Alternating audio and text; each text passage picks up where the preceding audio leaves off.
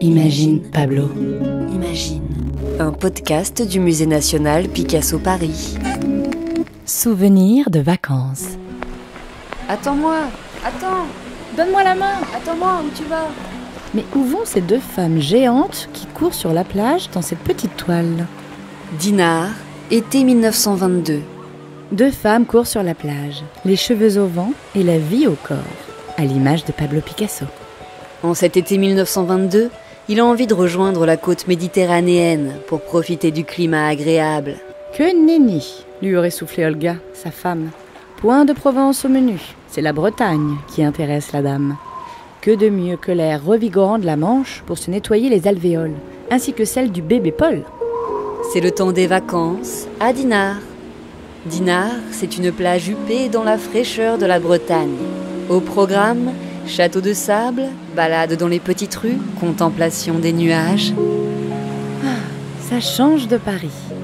Je goûte cette lumière insolite, le soleil argenté de la Manche, et ces paysages découpés par des rochers ou par la houle. Loin de son atelier parisien, Picasso est au grand air et regarde l'horizon. Mais tout autour change selon les vents, le soleil et les baigneurs. Ce changement de lieu et d'ambiance a une réelle incidence sur le travail du peintre. La peinture bouge, comme la mer, en perpétuel mouvement. Sait-on où vont les vagues? Sur la toile, les deux femmes s'élancent, comme la mer, on ne sait où. La beauté, la quiétude, l'optimisme se font ressentir dans les œuvres qu'il réalise cet été-là.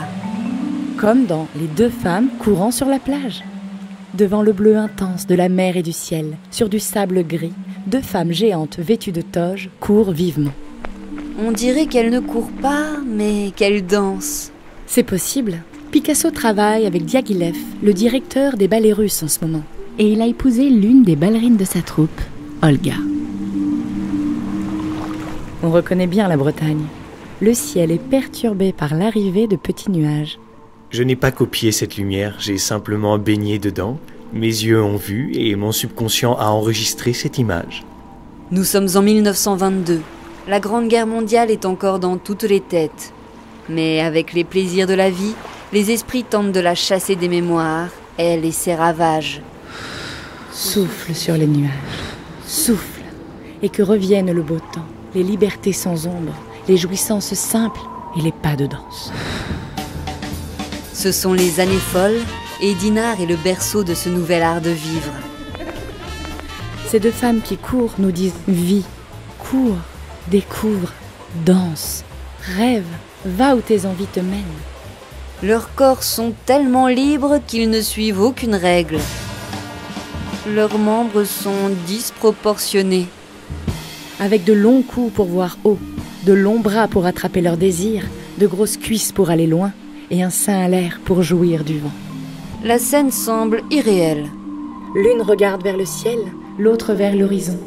Les deux sont synonymes de l'infinie liberté. Elles sont comme des nymphes en transe. Leur corps s'élance et embrasse les éléments. C'est l'élan vital que nous voyons ici. Souffle de vent, souffle de vie. Un podcast réalisé et conçu par Pauline Coppen et Elsa Denac. Avec les voix de Grégoire le Prince Ringuet, Étienne Monet, Elsa Denac et Pauline Coppen. À retrouver sur le site du musée.